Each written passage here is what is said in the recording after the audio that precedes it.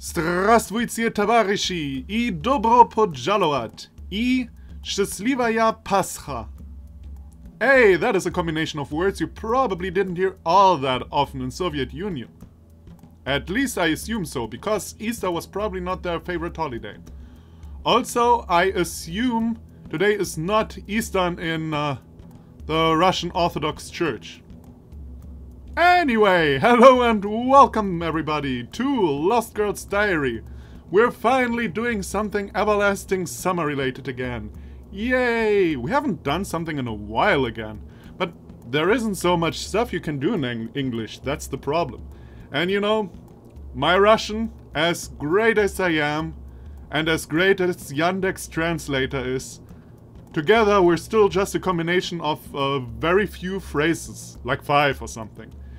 Anyway, for those of you who don't know, this is apparently a visual novel that plays in the universe of a video comic called The One Who Was... goddammit, I forgot. From some sort of video comic that is only available in Russian. And that is like a video comic that stars the characters from Everlasting Summer, but they are not the characters of Everlasting Summer, you know?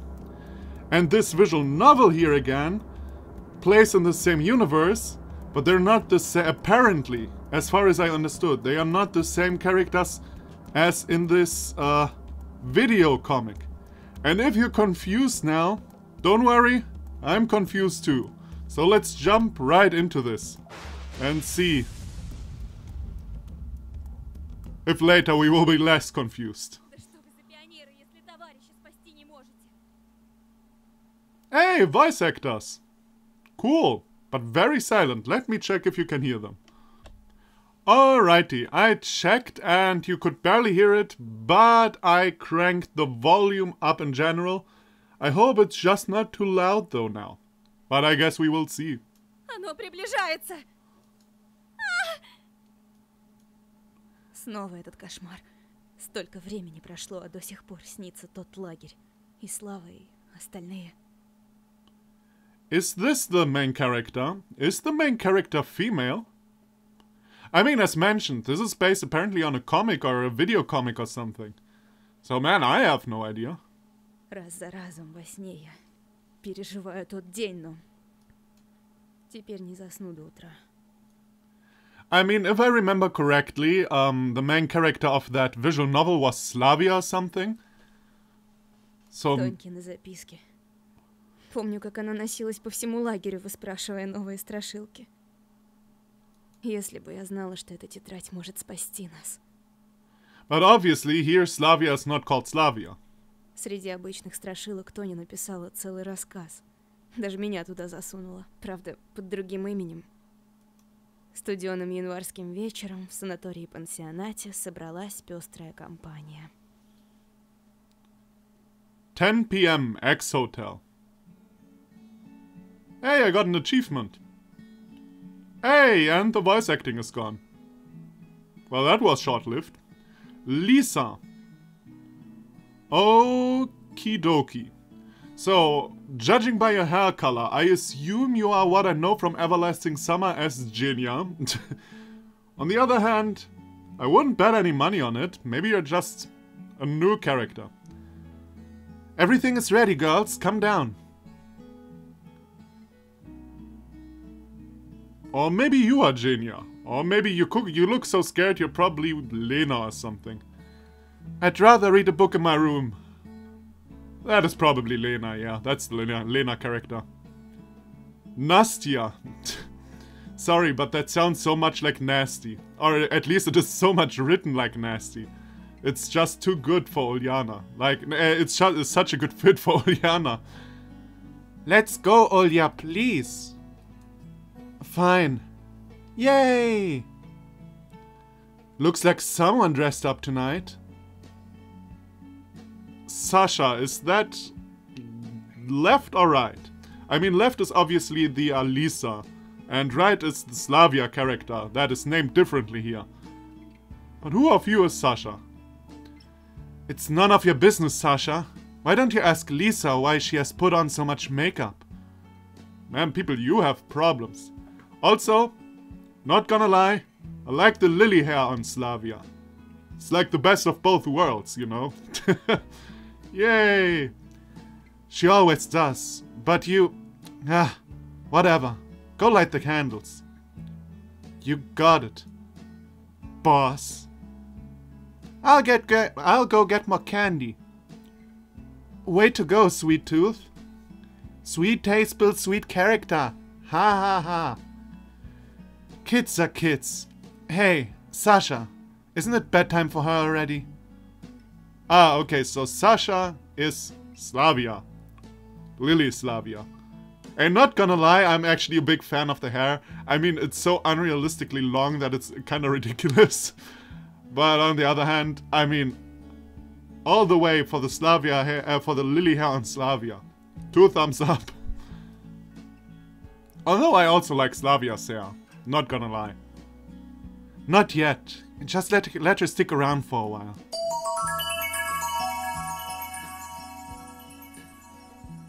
That was only super loud.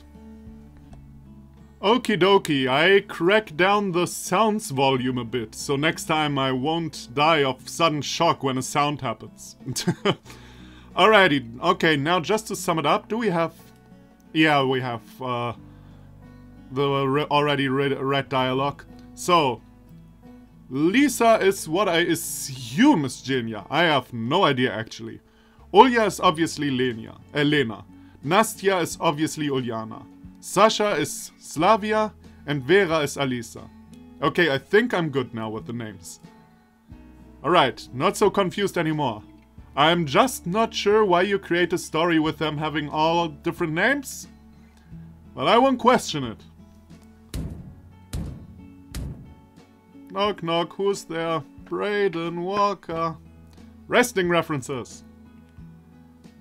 Okay, everybody's yelling. I mean, I would make yells, but my girlie screams like, ah! Not that convincing. Blast! We got company.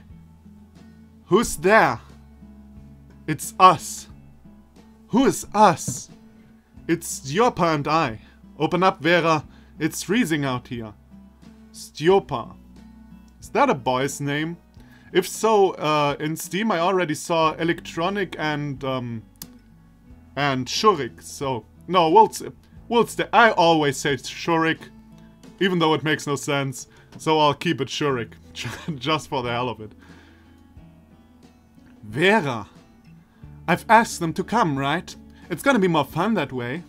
Vera. Idiot. Vera, dear, you should have warned us. I don't know, is she supposed to be Ginny? That can't be, right? I mean, from the looks of it, she has blue hair, that is about all. She looks like Samantha. From Samantha. Whoa. And suddenly they're in. And boy, oh boy. Electronic looks like a lady himself. Wow. Oh god. Haven't done I don't even remember, to be quite honest, how I did the electronic voice right now. Wow, this place is so cool.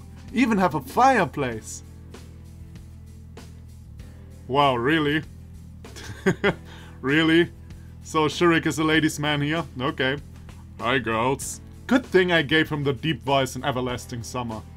Good thing. These are Stas and Stjopa. We play sports together. Stjopa, quit standing around and say hi. Hi. Hi. It's your fault. It's your word, they're not in. I assume it is your fault that there are not enough rooms in the hotel for your meatheads. Skeptically. Oh, like a stage play. I don't know, never seen that in a visual novel before. No big deal. That was a paper mistake, so we were forced to go along with your group. Take your coats off, boys. Whispering. Sorry. Never seen that in a visual novel, it just amuses me. Vera, why did they come? Take it easy, Sasha. I rip their heads off in case they mess up. But now the ritual won't work. Oh, the ritual. How come? No boys allowed. Right, no boys in Soviet Union, obviously. I should have known. Come on, think of something. Ah, I'm out of here. Okay, please, stay... Oh, Olya, not okay. Whoops. Olya, please, stay with us. Stas, sit here. Stjopa, start a fire. Over 9,000. Well, that's quite an achievement. Should I? Of course. Cool. Oh, actually, that is actually nice. My god, is that a polar bear on the floor? The carpet? I didn't even realize until now. My god, where are they? In the highest parts of Siberia, but I don't know. Are there polar bears in the highest parts of Siberia? Probably not. Although I actually don't know, how far does Russian territory go? Now that I think about it. And I don't know, maybe this is just in Soviet times. I mean, the comic this is apparently based on is in Soviet times. Or at least Slavia was like a KGB agent or something. Man, I'm so fucking confused. Hey Stas, what kind of sports are you into? We do sambo. Ah, they're not fucking around. They're straight up like killing machines, I already know. You should watch us sparring sometime. It's even more exciting than karate. Well, I don't know about the excitement. I mean, since sambo is how should I say it? Since sambo is like a more modern martial arts or a newer martial arts, of course sambo had the possibility to grab up more things from different kind of fighting systems. So I guess you could make the point that it is more useful, maybe. But more exciting? I guess that is really just, you know, depends on definition. Embarrassed, are we? Let me introduce you to my friends. This is Lisa. My full name is Elisaveta, but I am used to being called Lisa. Hi. This is Sasha. She's our class president. Don't let her look confuse you. Don't let her look confuse you. She is tough, but friendly. Vera, dear, you are way talkative tonight. Pleased to meet you, Stas. So am I. God damn it, Shurik, in this hero pose. That is so funny to me. And that is Olya over there. She's the quiet type. And she probably wants to murder your guts. Just saying. That dress fits you, Olya. Of course it fits me. It's my dress. Okay. And that's Nastya by her. Isn't your bad time yet, Nastya? Nope. Are you in love with Vera, Stas? Am I... what? Hee. Best giggle ever. The problem is my screams and my giggles sound more unrealistic than my girl's voices anyway. Fire has started. Quit fooling around and sit down already. Sit with me, Stjopa. Me and... Hey, what is going on? Oh, okay, now I see. Nastya squeezed in between them. I didn't get that. Actually, that's a funny idea. We were going to summon the Queen of Spades, but we are not supposed to do that until midnight. The Queen of Spades? Hold on, you told me you were going to tell fortunes. Feel like telling scary stories, guys? Why not? Awesome, I know a good one. Wow. Why wow? Who's gonna start? How about you, Lisa? Are you ready? Always ready. The story is about the Black Veil. I've already heard that one. No, that was another one. And don't interrupt me, please. Begin. Black Part 2, Black Bedsheet. So this is just like a short, like a collection of short stories. They're telling, I assume. I'm so confused. Who are you, Lisa? Help me, Lisa. Who are thee? Okay. This story is about the Black Veil. I've heard it from a boy, who heard it from a girl, who was in the camp where it happened. You know the SpongeBob scene? I don't know how you call it in English, but where Squidward is not afraid of some mythological monster, and SpongeBob tells him the story about this monster. I once knew a guy who knew a guy who knew a guy who knew a guy who knew a guy who knew a guy, and that was the cousin of that guy. I mean, so great. So the story is true. Obviously, all these stories are always true. There was a girl in the camp. Her name was Jana. She was tall, slim, with a braid down to the heels. Her skin was so soft, the lips were red like corals, and the eyes were big and shining like forest lakes on a summer's day. A real knockout. The entire half of the camp boys were into her, even some camp leaders, but they were nothing to her. Jana only used them while they were happy to satisfy every single whim of hers. Some of the boys even fought for her. She had been reported eventually, but the teachers put wool over their eyes for her.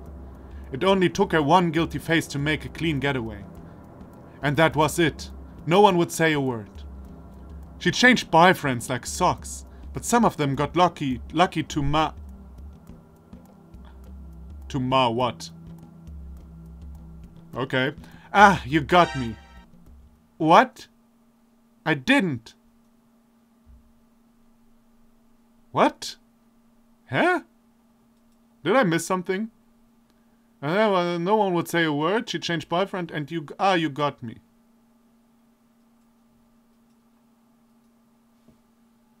Okay. Whatever. I assume. Maybe some problem in the translation. Also, there was a couple in the camp. They were so deep in love that they couldn't live apart. Every spare moment they had, they spent together. When the Belle had found out about them, she was looking to steal the boyfriend. But she was waiting for the right moment, and it just so happened to be a dance party in the camp. Jana was dressed in a satin dress as dark as moonless night, and high heels. She decorated her braids with scarlet bow. Everyone made way for her. All boys wanted to dance with her, but she was way out of their league. The time of Ladies' Choice dance had come, and she asked him for the dance. And then she seduced him. He couldn't resist her, so Jana snatched him up. Well, that's always a good sign of character. He couldn't seduce, you couldn't resist her. Apparently, men in stories never can resist. Men in stories are always weak towards women. But his girlfriend followed them, and then she found them well, you got me. Making out, maybe. It's probably making out.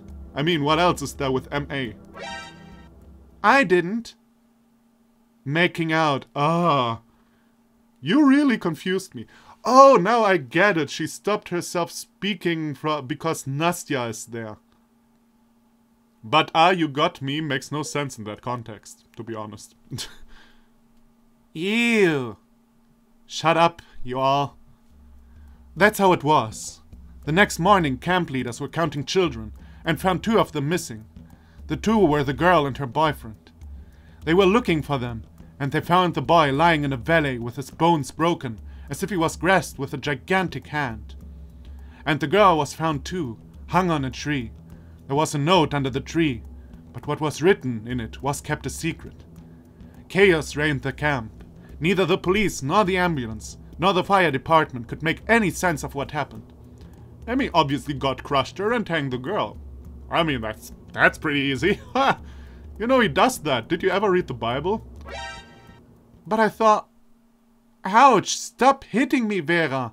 And stop using those Metal Gear Solid noises. Shut up already. What happened to the pretty girl? Ouch! Shh! And then children were disappearing. They were found in the forest, dead, either suffocated to death or with their bones broken. just the way it happened to the boy. Another strange thing was that before the children died, just like the boy, they made... Lisa! You got it, didn't you? The camp leaders were on the watch... Oh, you got it, didn't you? The camp leaders were on the watch every night, but children kept on disappearing from their beds. Scared parents began taking their children back home, or telling them not to just make out, so the evilness won't crush them. I mean, you know, I understand teenage years and all that tough shit, but don't you have your hormones a little bit under control? I mean, if it's death or making out. No, I mean if it's death or not making out. To be honest, I chose not making out in this camp.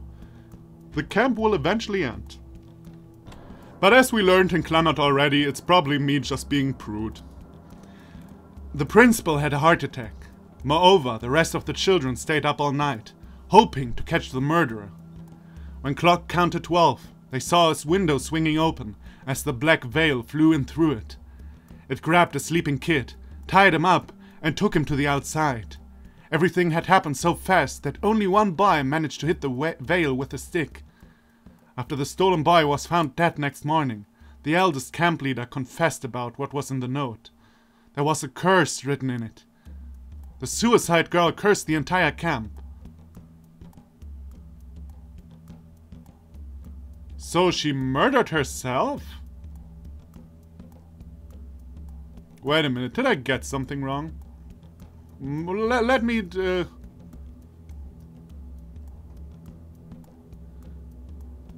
I can't have found... Oh, yeah, okay, I got something wrong. I misunderstood something. I thought, like, the bitch, you know, the bitch girl, was the one who was dead. Not the girlfriend of the boyfriend who cheated. Now totally my fault. The suicide girl cursed the entire camp, but no one believed the curse was real, although they should have. The girl turned out to be a gypsy. Really? Really, game? We're going there. We're going the racist way. We're really doing that. Yeah? Yeah? Okay. I mean, I'm all in for a good, old-fashioned, I don't actually mean it racist joke. But that is just flat out racist. Let's be real. That's not okay. The camp leaders had examined the children and they found a huge bruise on Yana's hand. Then they searched her clothes and found Yana wrapped into the black veil. Okay. They beat her to death right away and incinerated her body in a huge fire. No one ever went missing again. Well, that was easy. Should have done that from the beginning. Should have burnt her from the beginning. Ever since then, locals believe that from time to time, there's a pretty girl in black coming to a dance party, attempting to steal some girl's boyfriend. And if she succeeds, the boy is never to be found. That was a fucking convoluted story. I gotta say, I wasn't the biggest fan of this actually. This was so unnecessarily complicated.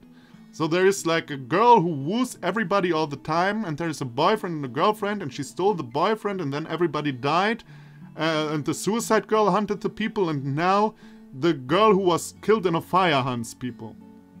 Unnecessarily complicated, in my opinion. I would go out with a black veil. What a moron. Who's next? My turn, my turn. Of course. I'm gonna tell you the story about the red teeth. Red Teeth, Part 3. So, it's really just a collection of some horror stories, huh? Okay. Again? You tell it all the time. Because the story is legit. Aunt Zena had been in the camp and she saw it with her own eyes. If you have already heard it, why don't you go to bed, huh? Tell it, Nastya. Me and Stas have never heard it. It happened a long time ago. When Auntie Zena was just a girl studying in a primary school, it happened. One summer, she went to a camp which was far, far away from home. And one of those days, something terrifying happened there. Someone had stolen all the food from the camp. Every single bit of it, including breadcrumbs. The principal went out to get food at the local city at once, which was far, far away from the camp, while children were left with no food for the rest of the day. Those who had brought some food had to share it with their roommates, but most of them had nothing to eat at all, so they drank more water in order to fuel their stomachs. Imagine how big the line to the restroom was. Ah, because of the water, okay. Having no food for a day? Child's play. Easier said than done. Don't interrupt her. Keep going, Nastya. And so, Auntie Zina had to go, number 1, but all the restrooms were occupied. She headed to nearby bushes. After she sat down, she heard a weird noise like a dog was chewing on a bone. She sneaked up to the bushes and saw a girl eating something. Auntie Zina shouted to the girl. As the girl turned around, she saw that the girl had unnecessary jump scared her. The red teeth! I mean, claps her hand ironically. Or claps her hand because she likes the story so much. I don't know. It turned out that the girl had found a pack of cranberry jelly and wanted to have it all to herself in the bushes. Her nickname was the Red Teeth till the end of the camp. And who stole the food? I don't know. Auntie Zina has never told. Nice job, Nastya. Quite a scary tale. Well, at least I had a jump scare, I guess. These days, that's all that you need to be considered scary. Who's next? I am. But I must warn you, this story is so scary that I couldn't sleep for a whole month after I heard it. What a wimp. The story is about the Black Hand. Hey, another achievement. Red teeth knocked out. Yeah, I get it, thank you. The very same? Precisely. Hey, at least it has scary background music. My classmate was there. He saw the Black Hand. And he wouldn't lie about that. 2 years ago, my friend David went to a camp. Only the A students from all over the country could be in the camp. David? Yes, David Schnippels. Sorry, that is only funny to a German right now. Because, like, Schnippel means something like cutting, but it's like a very a word only a child would use for cutting. And when you just cut around with no aim or cause for cutting, you know. No. Why didn't you get there? I didn't want to. Not worth much, I see. What? So, the camp was surrounded by a tall fence. Guards were on watch 24/7. By the way, Ulya is so bitchy, maybe she is Genia. I don't know. Or maybe Lena and Genia fused. Guards were on watch 24/7. No intruder had a chance to get inside. The adults keeping watch outnumbered the children. Ah, okay, now I get it. And all of the sudden things started going missing in the camp. It was small at first. Badges, candies, pens and crayons. Crayons, goddamn. Me no English today. No one cared, because it was normal to not return things among geniuses. But then money, books, even clothes were disappearing. Only then they realized that there was a thief, or maybe a band of thieves working in the camp, for not only children had been robbed, but adults as well. Yeah, because robbing children is so much better. Guards had been trying to catch the thieves at first, but once they failed, they called the police. The police had been staying in the camp for a week, setting up traps, interrogating the staff, but to no avail.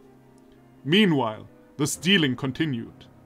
One day, guys from the troop had found a way to reveal the perp. They secretly rigged up a TV camera and set it up in their room.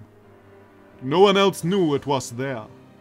They placed the wallet in front of the camera, hid in the next room, and watched the wallet throughout the TV. They had been waiting for a long time and got tired of keeping watch. They got interrupted and missed the moment when the wallet was stolen. It had been there just a moment ago. The next night they installed the recorder in the room with the camera. In the morning they placed a video game in wallet's stead. They have video games in camps? Cool. And got back to their activities. In the evening the video game was gone. The recording they watched showed them a black hand appearing from nowhere, taking the game and vanishing into the air. The guys ran out looking for adults, leaving one of them to guard the camera. Yeah, there's an evil black hand going around. Let someone be like they're alone. Always a good idea. But once the police came back along with the guys, the recording was gone, the camera was broken, and the boy was dead. With black fingerprints all over his neck. The police didn't believe the boys, suspecting them as the murderers. The boys were arrested and driven to separate rooms. But the next morning, they were found dead, with the black fingerprints on their necks as well. The entire police department had been assembled in the camp. Scared parents were taking their children back home, while those kids who stayed tried not to be alone. Who in their right mind would let their kids stay there? The stealing didn't stop. Now it was furniture, chairs, shelves, even couches. The black hand had gone mad and it was stealing everything. When a girl went missing, 3 of her friends from a chemist's club got up to take their revenge on the black hand. They built a bomb, planted it in a drawer, and asked David to install a detonator so it would trigger as the drawer opened. There was nothing to it. All he had to do was... whatever. What was next? In a couple days, they heard an underground explosion somewhere around the camp. Excavators had been brought. They dug through and found an abandoned bomb shelter, stuffed by the stolen things. And in the middle of the explosion they found a piece of some equipment, and a boy's body torn apart with the explosion. Identification was hardly possible. His hands were black with paint. The body parts were taken away by military, as well as the equipment. They promised that no one would ever tell a thing.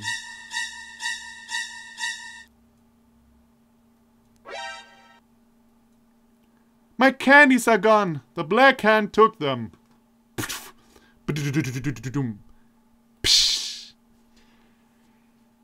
Okay, let's make a cut here. Next time we finish it. Although I think we only got like 3 or 4 stories out of 10 apparently. Because every time we get one story, we apparently get an achievement with 100 points until we're over 9,000. Yeah, creepy stories. Never was the biggest fan of them, to be honest. They're all oftentimes ridiculous. I mean, we all know, I'm fun at parties. Like, I'm the guy who everyone loves at parties, you know. Because he's saying, yeah, that shit isn't scary. Yeah, everybody likes that guy. Anyway, yeah. So far, actually, I liked Uljana's story best, or Nastya's story best. So, let's see if there is an actual creepy one, because so far, not really creepy. But we have ways to go. And I believe, since I believe in Sasha, who is apparently a fusion of Lily and Slavia, I believe in her ability to tell a creepy story. But we will see about that. So, thank you everybody for watching. Come back for the next episode, and I think we'll wrap it up there, no matter how long it is. Because the game overall isn't that long. And maybe next episode is then like 50 minutes long, or maybe even an hour, but, you know, as mentioned, the game is not supposed to be long, so we'll wrap it up next episode. Yeah, and I'll see you then. Bye-bye.